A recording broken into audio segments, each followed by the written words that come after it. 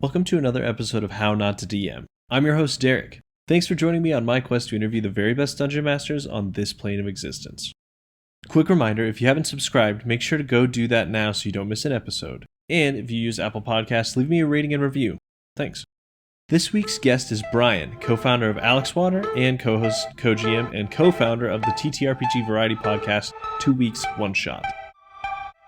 Brian has tons of experience playing games you love and games you've never heard of. We talk about some of his favorite non-D&D mechanics, as well as how he got into TTRPGs and some of his favorite moments running the game. Enjoy!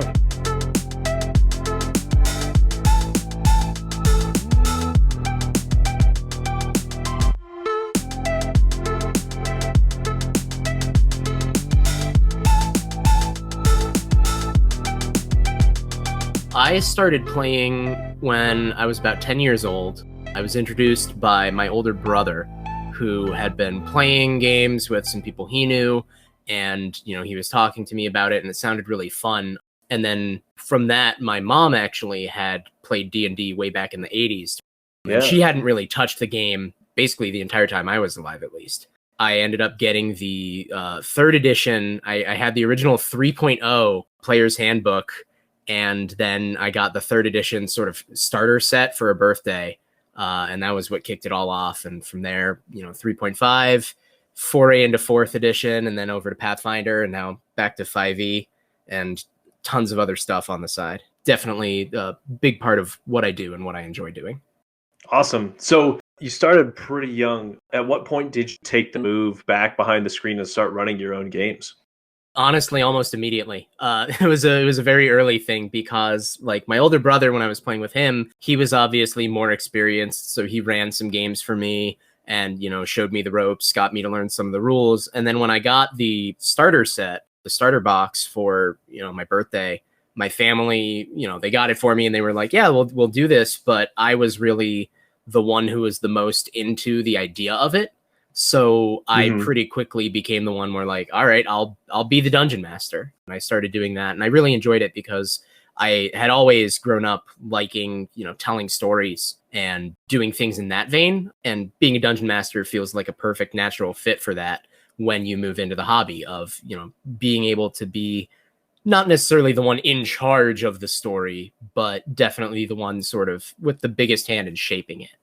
You mentioned you've played just about every version of D&D and including Pathfinder since 3.0, but what about other tabletops? We'll get into kind of like the ones you've played on the podcast, but yeah, what other tabletops have you played and run specifically? A lot. I definitely am a big fan of, poking around, seeing if I can find any info on, big name games. So I've poked around and done some stuff with like the Warhammer 40K series. I've done a lot of World of Darkness type stuff, different, versions of that, other White Wolf games, Exalted and Scion. I've done Call of Cthulhu and, some other stuff in that vein. I've done a few of the old school Renaissance type stuff.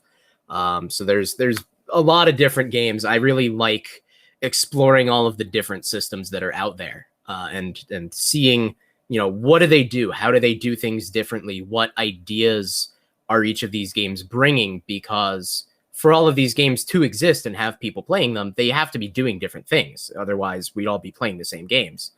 And so It's really neat to me to see how all these different games, they have a concept in mind of this is the genre, this is the setting, this is the kind of game that this is built for.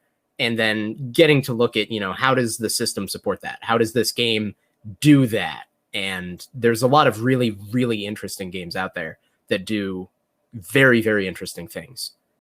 So you've played a lot of them. Have you taken a crack at designing your own game? And if not, if you were to, what pieces or influences would you kind of cobble together to create the game? I have played around with the idea. It's definitely one of those sort of pipe dream kind of things. I end up mostly limiting myself to a lot of homebrew and house ruling for, existing systems, just altering them slightly.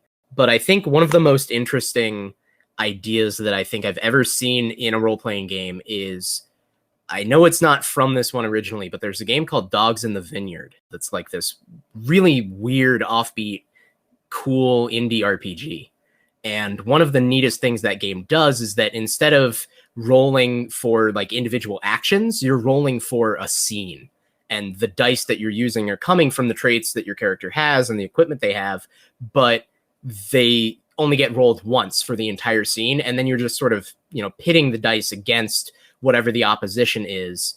And it's this really neat way of handling the narrative of the game as a very fluid experience where rather than, rolling every time you attack someone, rolling the die again and again and again, you're rolling it once and you're rolling a whole bunch of them and then using those dice strategically to explain how the scene is playing out instead of going action by action.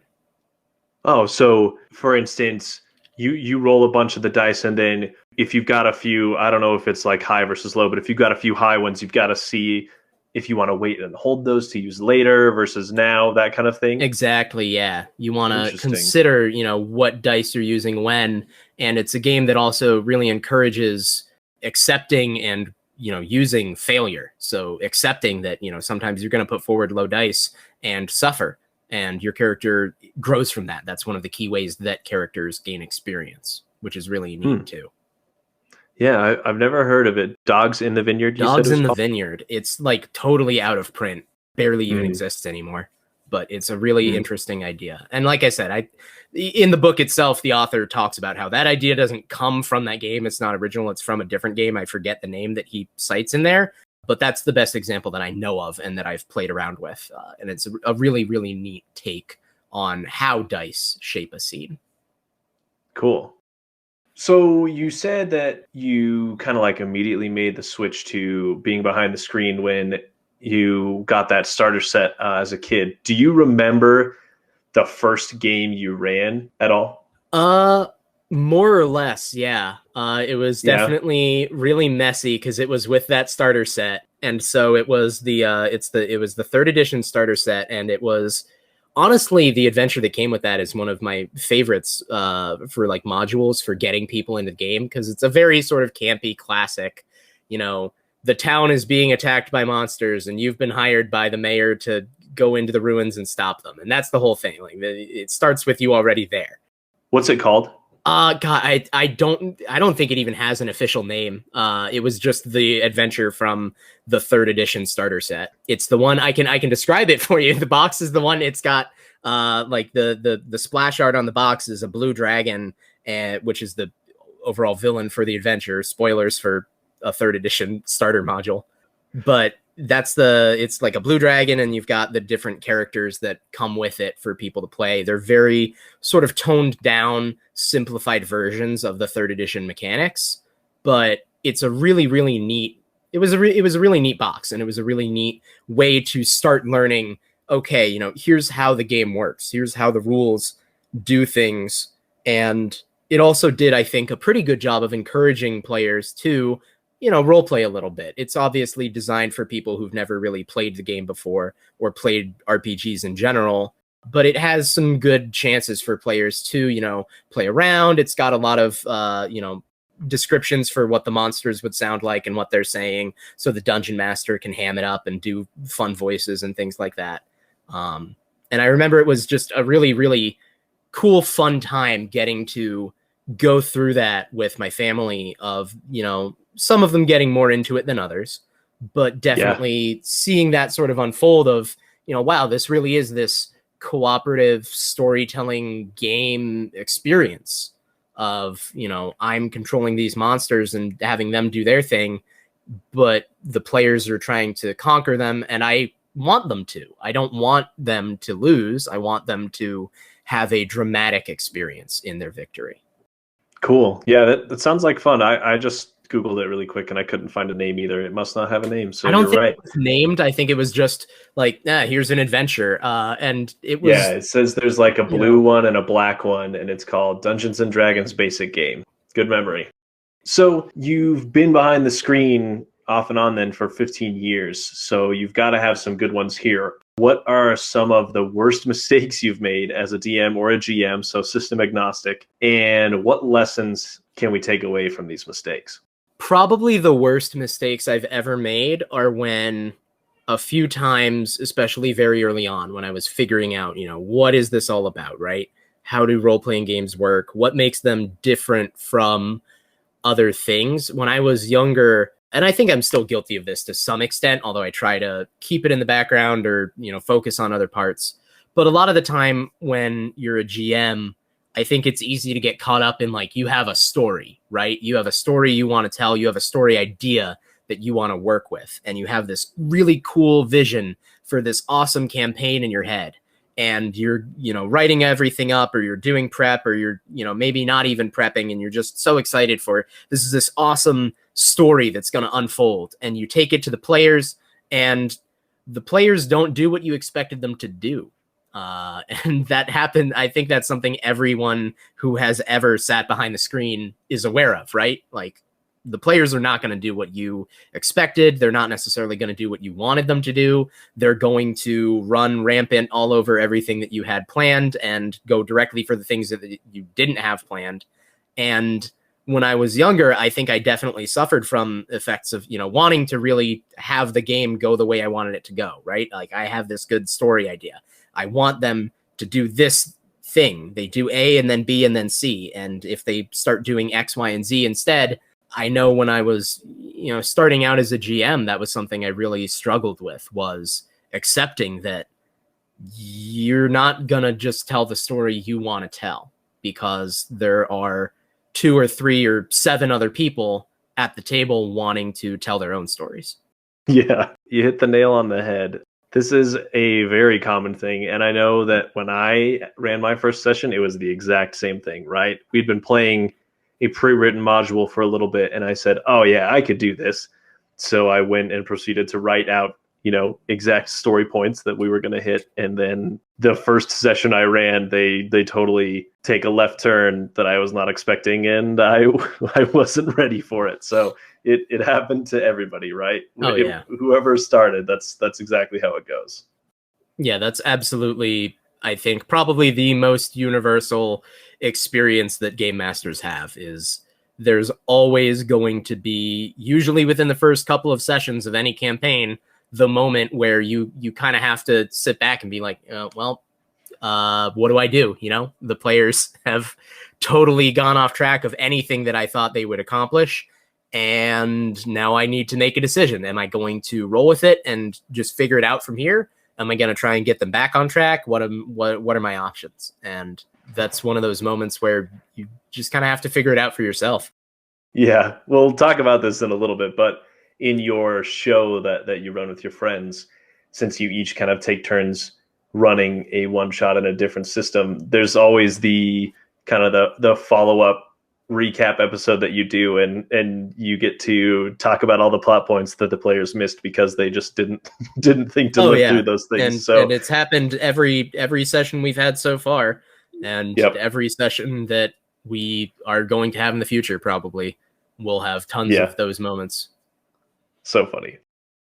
Again, this question is system agnostic, but what are some of your favorite monsters or NPCs or encounters you've thrown at your players that really challenge them?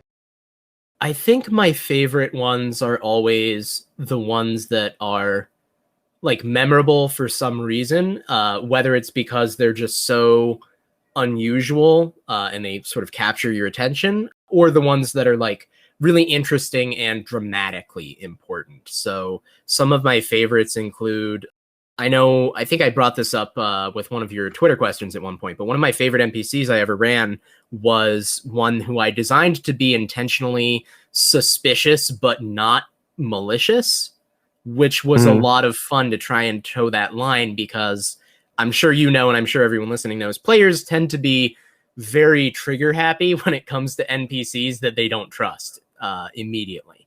If they have any suspicion that an NPC might be evil or harm them or cause trouble, a lot of players are very quick to decide that they will cause trouble and preemptively strike that NPC instead of, waiting to see what happens, right? So I wanted this character to be one where he would be like very sort of on that edge of making the players not uncomfortable, but very wary of their dealings with him But the whole time I very much wanted to keep in my mind that like this is actually a character who is totally normal and totally fine. He doesn't have anything against them. He's not going to attack them. He is going to be an ally if they don't, mess up and make him an enemy.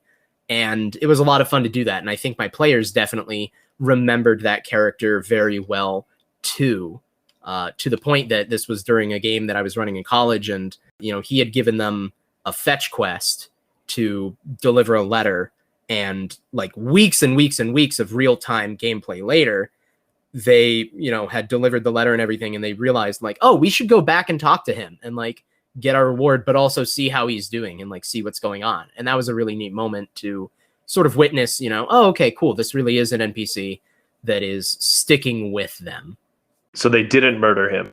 No, they didn't end up, ultimately they didn't end up thinking that he was a bad guy. They realized that he was harmless at the end of the day. And it also helped that it was a game where it was a post-apocalyptic game, and he was like the town doctor. So he was basically the only person that they could go to at that time for, being patched up for any wounds or anything that they had.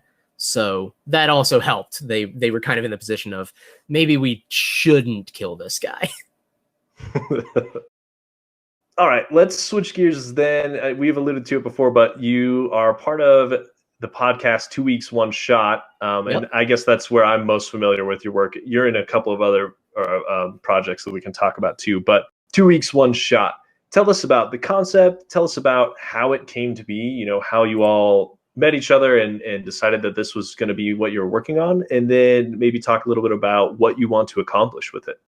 Yeah, so the idea behind 2 Weeks, One Shot is that we wanted to do a tabletop RPG variety podcast, and we wanted to do it in a slightly different way than a lot of other, live play podcasts out there, because most of those are going to be, you sit down and you're doing a long campaign. You're doing a very full story with the same characters week after week, and that's really awesome, and that's really cool. And there's a lot of them out there. And that's why we were thinking, we don't necessarily want to try to do that. We want to have something a little more unique going on for us. And one of the things we can do that with is the fact that the 4 core members of the group, we all come from pretty different backgrounds in terms of how we got into gaming, how long we've been doing it, what games we're familiar with. And we realized that was a great opportunity for, we can do one-shots and we can do little, mini adventures in a bunch of different games to highlight the ideas of those games. And, what game is this? What's the genre? What's the setting? How does it work? What are the rules? And here's the game where we, play around with that. Here's some characters that would be in this game world and things like that. And it was just this really neat idea that I think had been sort of bouncing around in a couple people's heads for a while. And we ended up linking up with each other. I met Alex and Harold through John, who is a friend of mine from way back in high school. And then he had moved away, met them, and, just sort of through mutual hobbies and interests, we all got to know each other and brought up, this idea of, what if we do a podcast? What if we actually make this happen? And so we sat down, we figured out, some rough ideas of what we wanted to do with it. We settled on the name. And part of that was the idea of, let's aim for 2 weeks. And that way it's something where, we commit to this, but we don't commit to something that we're going to burn out on. And I think that was a huge thing that I think a lot of people who are, thinking about doing D&D in general, or, role-playing games on the tabletop in general, as well as if you're considering doing a podcast or anything, limiting yourself with how much you're going to throw into it, I think is a really wise thing. And it has really enabled us to do this and start working on it and, do the games, edit, start releasing episodes. And it's been going miles and miles better than any of us expected it to. Honestly, the feedback we've gotten and the support we've gotten is absolutely astounding. And we're thrilled to be here, and we're thrilled to, hopefully see it keep going. We've got a lot of really fun sessions and games in the works. We've got a lot of different ideas of where things are going to go, where we've been sort of planning down the line a little bit for some different thematic stuff that we might be doing. So definitely lots to come, but we're just super excited about how far we've gotten already. Honestly, when I found the show, I think it was just because I had started my podcast around the same time and I was just kind of looking for people who were doing similar things. And so I stumbled upon it and I was listening to it while I was grocery shopping, and I had my headphones on and I think I was just laughing out loud, and people were probably staring at me as I was listening to the first episode. So it was super funny and a lot of fun. And not to say that it's just like all goofy, but you guys kind of mix the humor with whatever thematic elements the particular game is, and I think you're doing a great job. I know you've kind of rotated, like the first episodes had a few more cast members than the subsequent ones, but I guess that's kind of the nice part of these little self-contained one-shot games is if in the future you want or you need flexibility, then not all of you have to be there all the time, right? Oh yeah, that's definitely something that is really helpful with, one-shots being these very self-contained adventures. It means that we are really able to have that sort of rotating cast as needed, rotating co-hosts, rotating guests, different people involved in different adventures. And I think that's something that has also been really helpful in the process of, getting the show going and in terms of just playing the games, because it means that we can, really focus on the game and the story at hand and not have to worry about, okay, well, we have to plan around, this person's not going to be here for a whole month, so we need to have something for their character to be doing and everything. We sort of get to skip over that part, which is pretty helpful. Yeah. My least favorite part about being a DM is trying to explain why people aren't there. Mm-hmm. It's definitely the continual struggle. And I always am in the position of, wanting to come up with something to do that, because the only thing I hate more than doing that is like having to try and play someone's character for them, and it never works. Yep.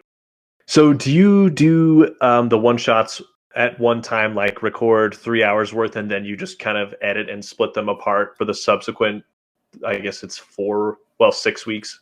Pretty much, yeah. We pretty much try to, plan out, all right, we're going to get together, we're going to do this one shot. We sit down and we play.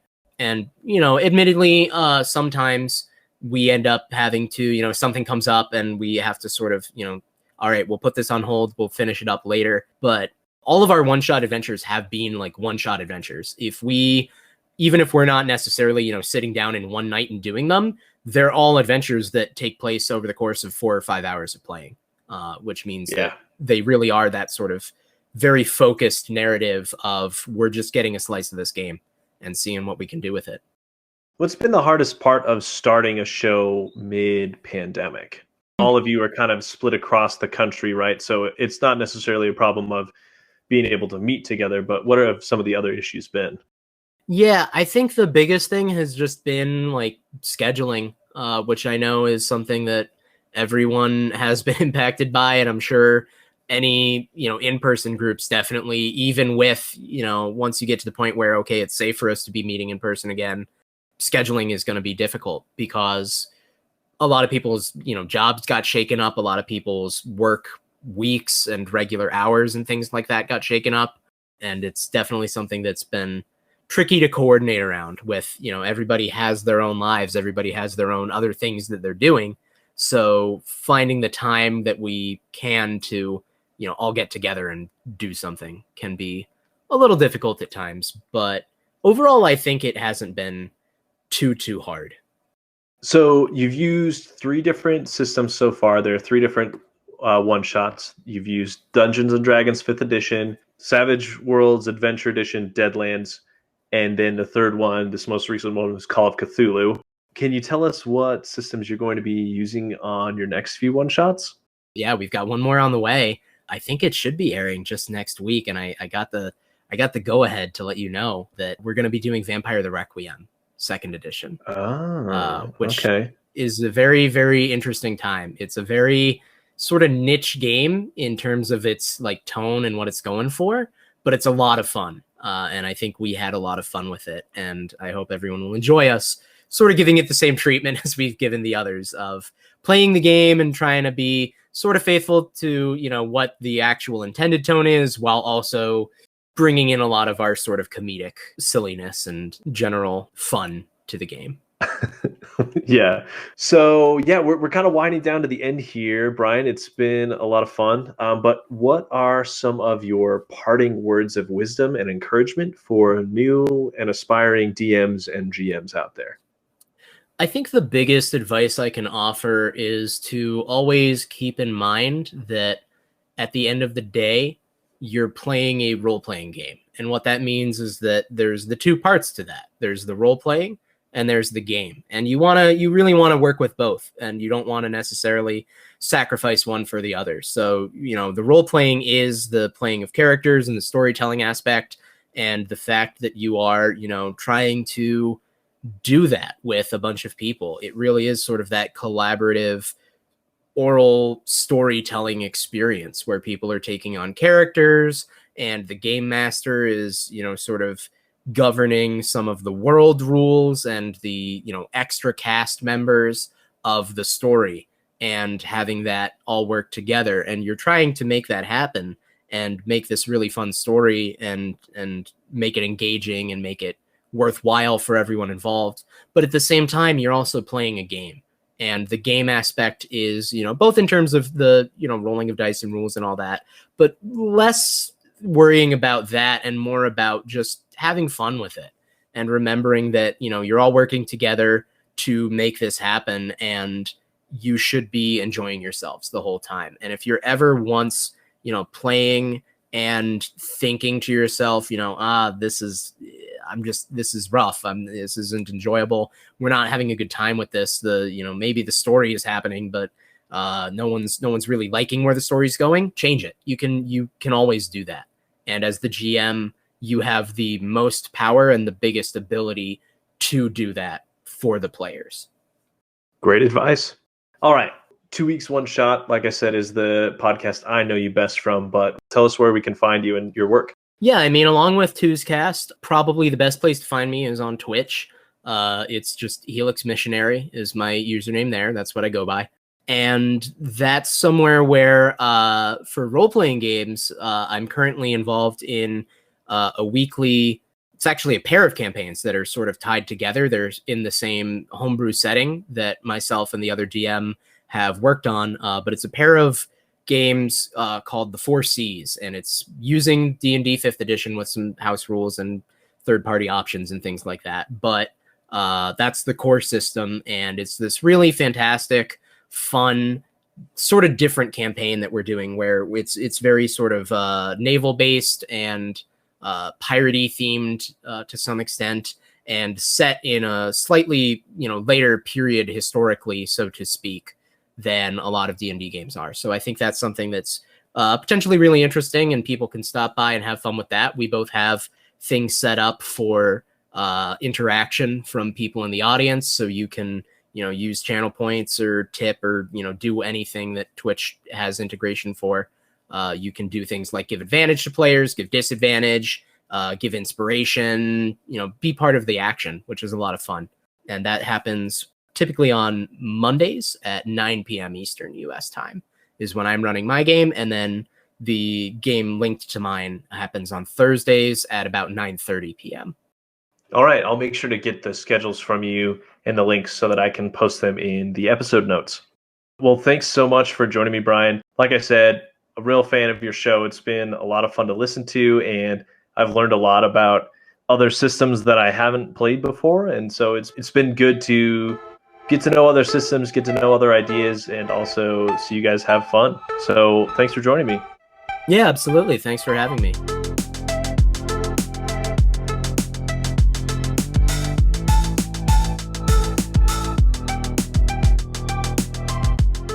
Thanks for listening to How Not to DM. A couple of quick announcements and then we'll get to our latest war story. If you have any questions for my past guests, go ahead and join my Discord server and you can ask them.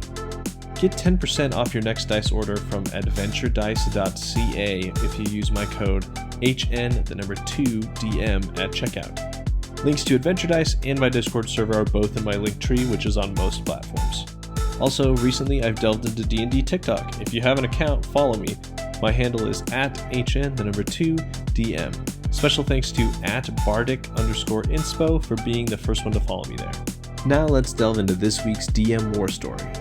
This story comes from my pal Luna. I was running a Pathfinder game at a local store, and about halfway through, a teenage boy joined. When he was introduced, he described his character as dark and edgy and brooding in a corner. Doesn't approach the party. Yeah, he was that kind of player. He also followed the party around without ever trying to talk to them. Didn't engage in conversation with PCs or NPCs, and reluctantly followed plot hooks. The party decided to not split the reward with him because all he did was follow the group around without ever becoming part of it, and didn't help on a quest with a very large reward. I decided that was their decision, so I wouldn't interfere, but I had a talk with him afterwards. I asked him if he really wanted to be playing my game, and he said yes. I asked him why he didn't act like he wanted to. He just shrugged. I told him that he needed to actually engage if he wanted to play, and that I have a 2-strike system, and he was on strike 1. To his credit, he did improve, but it lasted for about 2 sessions, and then he started to slip back into his previous attitude again. The final straw was during a large combat encounter. I was managing about a dozen individual creatures for 4 hours, so my attention was completely on the fight. I didn't know what was going on across the table until my friend, another player, talked to me.